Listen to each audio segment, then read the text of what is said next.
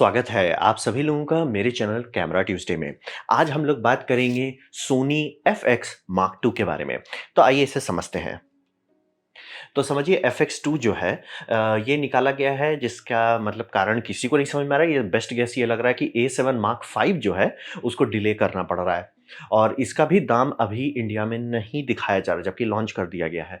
Problem ये है कि अभी जो टैरिफ वॉर चल रहा है उससे सारी कंपनी का दाम जो है वो सही से बैलेंस नहीं हो पा रहा है, तो वहाँ पे अभी थोड़ा काम चल रहा है। अब ये समझिए ये है क्या, ये कैमरा यानी कि FX6 आप A7 Mark IV लीजिए और उसको अपडेट कर दीजिए और कुछ नहीं। मतलब क्योंकि A7 Mark IV जब उतारा गया था यानी आज से 4 साल पहले, ऑलमोस्ट 5 होने वाला है, उस टाइम पे जो था वो अच्छा था, लेकिन अभी थोड़ा-सा लगेगा आपको आउटडेटेड है। सोनी के ही हिसाब से अगर आप देखते हैं, सोनी का एक रहता है कि वो जो लेटेस्ट है उसी में लेटेस्ट यूज़र इंटरफेस देते हैं, उसी में लेटेस्ट फीचर देते हैं। दाम के हिसाब से नहीं देखते और क्लास के हिसाब से नहीं। मतलब आप A1 खरीदते हैं उसके बाद आप A7C खरीदते हैं, बहुत सारा फीचर A7C में है, A1 में नहीं है। तो ये समझना बहुत ज़रूरी है कि सोनी का उसके हिसाब से चलता है। तो अपडेट जो है लेटेस्ट में ही बेटर आता है। तो A7 ये आपका समझिए A7 IV हो गया है पुराना, लेकिन सोनी ने काफ़ी अपडेट किया है ये 4 साल में। वो चारों को अपडेट को डाल के दे दिया गया, ये नया बॉडी बनाया गया और इसका मेन 2 चीज़ पे मतलब डेडिकेटेड फोकस है। पहला इसका इलेक्ट्रॉनिक व्यू फाइंडर फिजिकली एक मतलब जैसे पहले ये VHS रिकॉर्डर में आता था, कैमकॉर्डर सब में आता था, वैसा वाला डिज़ाइन का कर दिए जो कि वीडियो वालों के लिए बहुत बड़ी बात है। और कूलिंग फैन दे दिए जो कि इंडिया वालों के लिए बहुत बड़ी बात है, क्योंकि ये समझना बहुत ज़रूरी है। कैसा कोई भी कैमरा नहीं बनता जो गर्म नहीं होता है। सिनेमा कैमरा अगर आप देखते हैं तो उसमें पेल्टियर कूलर लगाया जाता है, यानी कि वो एक्चुअली ठंडा करता है तब जाके काम कर पाता है और उसके बाद भी लिमिटेड रहता है, बहुत ज़्यादा देर नहीं चलेगा। मतलब रेड कैमरा का बहुत बुरा नाम था शुरू-शुरू में कि वो मतलब बर्फ़ का पैक डाल-डाल के लोग उससे रिकॉर्डिंग कराते थे, ज़्यादा देर चल नहीं पाता था। तो ये हर कैमरे में होता है। तो आपको कोई अगर ना ये कैमरा है, ये चलेगा एकदम, कोई टेंशन नहीं, ऐसा नहीं होगा। उसमें पंखा है तो भले वो चांसेस है। तो यही एग्जैक्ट सेम सर्किट लीजिए A7 Mark IV का, वही सर्किट को लीजिए और उसमें हीट सिंक लगा दिए, वो ज़्यादा देर इंडिया में चल पाएगा। यानी कि इस कैमरा को अगर आप खरीदते हैं और इंडिया में दिन में आपको बाहर में कुछ काम करना है सन में, तो ये ज़्यादा देर चल पाएगा। इसीलिए मतलब सिनेमा कैमरा में, वीडियो स्पेसिफिक कैमरा में हमेशा कूलिंग फैन डाला जाता है। तो कूलिंग फैन एक मतलब आपको मन की शांति दे देता है कि अब उप्स होने का चांसेस नहीं कि भैया कैमरा गर्म हो गया। वो जल्दी नहीं होगा। अब 60-70 डिग्री सेल्सियस है तो पहली बात आप क्या कर रहे हो भाई 60-70 डिग्री सेल्सियस में। तो ये काफ़ी मतलब वही समझिए, कूलिंग में काफ़ी मेहनत किया गया, इलेक्ट्रॉनिक व्यू फाइंडर में किया गया। दाम इसका अभी जो यूएस में दिख रहा है वो रीज़नेबल ही है, $2700 के आसपास है। इंडिया में इसका दाम अगर 2,50,000 के अंदर आया तो अच्छा रहेगा। 2 लाख में आ गया था तो बल्ले-बल्ले, लेकिन चांसेस कम ही है, उतना कम आएगा, बट 2,50,000 के कितना नीचे आता है वो देखना है।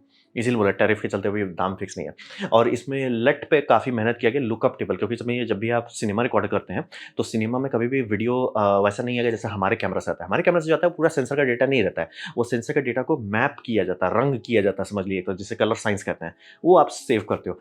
प्रॉब्लम है कलर साइंस कैमरा का है, आप नहीं कंट्रोल कर सकते हैं।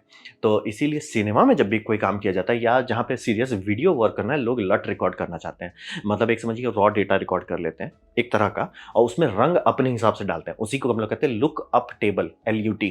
तो वही है। तो मतलब कैमरा आपको फ्लैट दे रहा है, आप उसके ऊपर रंगाई कीजिए, तो फायदा रहता है कि आप अपने हिसाब से निखार पाएंगे। जैसे कि मान लीजिए बारिश का मौसम है, आप चाहते हैं कि हरियाली थोड़ा सा चमके, तो वो आप कर सकते हैं। मतलब उस तरह का इन डेप्थ कंट्रोल के लिए लोग को लुकअप टेबल चाहिए। और ग्रिप जो बनाया गया है, मतलब इसका जो मेन हैंड ग्रिप है वो काफ़ी बड़ा कर दिए हैं और माउंटिंग होल हर जगह दिया है, क्योंकि ये FX सीरीज में इसमें एक्सपेक्ट किया जा रहा है कि आप इसके ऊपर मॉनिटर लगा सकते हैं, हैंडल लगा सकते हैं, साइड में ये लगा सकते हैं, वो लगा सकते हैं, तो उसके हिसाब से केज के हिसाब से बॉडी बनाया गया है। तो यही हो गया आपका FX2। तो अब बात करते हैं इसमें अपग्रेड किया गया है। अपग्रेड में समझिए मतलब अगर कोर आप देखना चाहते हैं तो कोर समझिए A7 Mark IV जो था और A7C Mark II एग्जैक्टली वही है। तो इसमें अंतर क्या आ रहा है A7 Mark IV के कंपेयर, इसमें सबसे बड़ा अंतर है कि इसमें AI को चिप दिया जा रहा है। सोनी का वो बोल रहे हैं, सोनी लेटेस्ट के हिसाब से आप देखिए कि जो लेटेस्ट उसमें सबसे ज़्यादा एडवांस फीचर मिलता है। तो A7 IV जो है उसमें को चिप नहीं, ऑटो फोकस अच्छा है, लेकिन को चिप होने के बाद ऑटो फोकस एकदम अथाह बम बम हो जा रहा है। तो वो अथाह बम बम ऑटो फोकस इसमें दे दिया गया है। फोकस ब्रीदिंग कॉम्पनसेशन है, वो एक फीचर सेट है, कोई ज़्यादा बड़ा बात नहीं, लेकिन हाँ इन कैमरा हो जाता तो आपका फजांग कम होता है, इसीलिए वो भी दिया गया। और ऐसा बहुत सारा छोटा छोटा है कि जैसे फ्रेमिंग व्रेमिंग फंक्शन अभी ये दे दिया गया है। इसमें A7 मार्क 4 जब उतारा गया था उस टाइम चिप शॉर्टेज चल रहा था, तो उसमें यूवीसी नहीं दिया गया था, यूएसबी वीडियो डिवाइस नहीं दिया गया था। तो प्रॉब्लम था कि उसमें आपको फुल एचडी भी ये फुल एचडी शायद 30 तक कर पा रहा था। अभी वाला अगर आप लेते हैं तो इसमें 4K 30 एफपीएस मिलेगा, यानी कि अगर आप इसे लगाते हैं यूएसबी से अपने विंडोज डिवाइस में या मैक में, वो सीधा वेबकैम के तौर पे चलेगा। आप उसको 4K 30 तक कर सकते हैं या फुल एचडी 60 तक कर सकते हैं, यानी कि स्ट्रीमिंग के लिए आपको एचडीएमआई लेके कैप्चर कार्ड लगा के, कैप्चर कार्ड का डिवाइस लगा के, मतलब उसका सॉफ्टवेयर लगा के, फिर उसको अपने ओबीएस में डाल के इधर ना शांति से लगाइए, वेबकैम की तरह डिटेक्ट हो जाएगा। तो वो मतलब सोनी के नए वाले में था, A7 IV में नहीं था क्योंकि उस टाइम चिप शॉर्टेज चल रहा था। अब डाल दिया गया है और बड़ी बात है क्योंकि पैनासोनिक भी अभी डाला, इससे पहले तक सब में कह रहे नहीं नहीं आप ये ऐप ऊप करो, नहीं ये डाल दिया। और इसमें ट्रिपल टैली लाइट दिया गया क्योंकि वीडियो स्पेसिफिक है तो उप्स नहीं होना चाहिए। जैसे मैं यहाँ वीडियो रिकॉर्डिंग करता हूँ तो कई बार हुआ है, कई बार हो चुका है जहाँ पे मैं मतलब हम सोचे कि रिकॉर्डिंग स्टार्ट करें, रिकॉर्डिंग नहीं स्टार्ट होता, तो एक छोटा सा रेड डॉट दिखता है, उतना मजा नहीं आता। मैं रिमोट से करता हूँ, दूर है कैमरा तो उतना नहीं दिखता, और इसीलिए जब भी आप ब्रॉडकास्टिंग में देखें, खासतौर पर न्यूज़ वाले में, बड़ा सा टैली लैंप रहता है लाल, उससे ही जो प्रेजेंटर उनको पता चलता है किस कैमरा में देखना है। कई सारे कैमरे रहते हैं ना, तो उनको कैसे पता है किस कैमरा में देखना है, तो जो कैमरा एक्टिव रहता है उसके ऊपर बड़ा सा लाल बत्ती जलता है, उसे हम लोग टैली लाइट कहते हैं। तो इसमें टैली लाइट दिया गया है, ऊपर रेड बटन का टैली लाइट है, पीछे एक ठो रेड है और आगे भी एक ठो रेड है, यानी हर किसी को हर डायरेक्शन से पता चल जाएगा ये कैमरा रिकॉर्डिंग कर रहा है कि नहीं। तो ये मतलब हेल्प करता है। ये आप सोचेगा इससे क्या फर्क पड़ता है, फर्क पड़ता है। एक बार शूट मिस कीजिए तुरंत समझ जाइए कि ये कितना इंपॉर्टेंट है।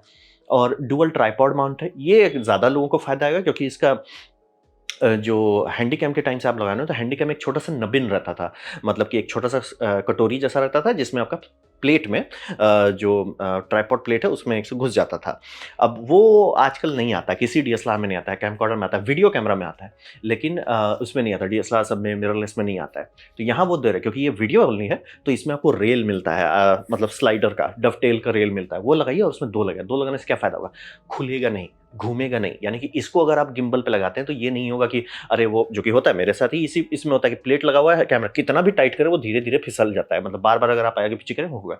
गिम्बल में डालेंगे तो बार बार होगा ही। अगर रिग में है, रिग को लेकर दौड़ रहे हैं, वो ढीला होने ही लगता है, इसीलिए केज में कई जगह से नट लगाना पड़ता है। इसमें बाय डिफॉल्ट दिया गया है, यानी कि एक बहुत बड़ा हेडेक खत्म कर दे रहे हैं। मतलब वीडियो वालों के लिए ये सीधा-सीधा लाइफ उनका आसान करता है। और इसमें टाइम कोड भी दिया गया है क्योंकि टाइम कोड ज़बरदस्ती का डालने का तो आप किसी भी कैमरे में डाल सकते हैं जिसमें हेडफ़ोन है। उसमें आप ऑडियो टाइम कोड डाल सकते हैं, लेकिन इसमें वैसा करने की ज़रूरत है। इसमें मल्टी पोर्ट है जो उसमें आता है, उसमें लिए आप एक एडाप्टर खरीद के, एडाप्टर में ये डालिए, क्या बोलते हैं आपको, टाइम कोड का डेटा लिए, वो टाइम कोड एज़ ये बन जाएगा फ़ाइल में, उसको कन्वर्ट नहीं करना पड़ेगा। वो काफ़ी ज़रूरी होता है। जैसे नेटफ्लिक्स जो कैमरा का ये करता है, सर्टिफ़िकेशन करता है, उसमें टाइम कोड का डेडिकेटेड इनपुट होना चाहिए, ऐसे लुच-पुच नहीं कि हेडफ़ोन से आप कर रहे हो, नहीं। तो वो भी काफ़ी बड़ा बात है। बहुत लोगों को ज़रूरत नहीं है, जो लोग लेकिन ऑडियो सिंकिंग करते हैं उनके लिए सीधे-सीधे चुपचाप से पैसा लो, ले लो। क्योंकि जिनको मल्टीपल कैमरा है, जैसे मान लीजिए इसका 4-5 ठो कैमरा है, बड़ा-सा क्रू चल रहा है, खूब अलग-अलग रिकॉर्डर चल रहे हैं, वहाँ पे तो सीधे-सीधे चुपचाप से पैसा लो, हमको दे दो। ये है। और इस पे फिजिकल शटर भी दिया गया है जो कि बहुत सारे एफएक्स में नहीं देते हैं क्योंकि वो वीडियो ओनली है।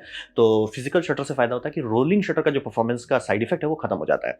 तो इसमें दे दिया गया है।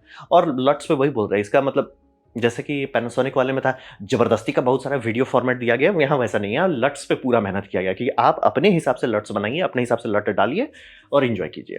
पूरा दे दिया गया है। और हाँ, आप इसमें देखिएगा कि एचडीएमआई के बगल में एक काला सा छेद दिख रहा है, वो थोड़ा समझ में नहीं आया भाई क्या है, वो है M3 नट। बात ये रहता है कि अगर आप एचडीएमआई को लगा रहे हो और उससे कुछ कर रहे हैं, जैसे चाहे कैप्चर कर रहे हैं या उससे किसी मॉनिटर में डिस्प्ले कर रहे हैं, तो आप नहीं चाहेंगे तार खुले या तार पर लोड पड़े, तो वहाँ एक स्क्रू होल है, वो आप क्लिप के तौर पर लगा सकते हैं ताकि वो लुच-पुच नहीं हो, ढीला ना हो, गिरे नहीं। और हेडफोन के लिए इन्होंने नीचे दे दिया है। तो अपग्रेड्स किया गया, मतलब बॉडी में काफ़ी मेहनत किया गया। और कूलिंग फैन आप देख सकते हैं, ऊपर भी वेंट है, नीचे भी वेंट है, मतलब दबा के ठंडा करना है इसको। और इसका जो इंटरफेस दिया गया है, वो इंटरफेस मतलब ये इनका जो वेनिस लाइनअप है, यानी जो सिनेमा कैमरा है जिस पर ये टॉप गन मूवी शूट हुई है, उस लेवल का ये इंटरफेस दे रहे हैं। इंटरफेस में आपको मतलब ये अगर इसका इंटरफेस कर लेते हैं तो आपको वेनिस में कूदने में दिक्कत नहीं होगा। तो अपग्रेड्स दिया गया है, मतलब थोड़ा मेहनत किया गया है अपग्रेड्स में। अब बात करते हैं, काफ़ी अंडरवेलमिंग रहा, जैसे कि पैनासोनिक वाला बोल रहे हैं, पैनासोनिक वाला सीधा-सीधा हाफ ऐस कर रहे हैं, यहाँ पे एकदम अंडरवेलमिंग है क्योंकि इसका जो डिस्प्ले है ओलेड जो इसमें दिए हैं, वो नाइकॉन से गया गुजरा है, नाइकॉन पैनासोनिक से गया गुजरा ओलेड दे रहा है। क्यों? क्योंकि ओलेड अभी भी वही 4 साल पुराना है, जो मतलब इसमें जनरली ओलेड देता है सोनी।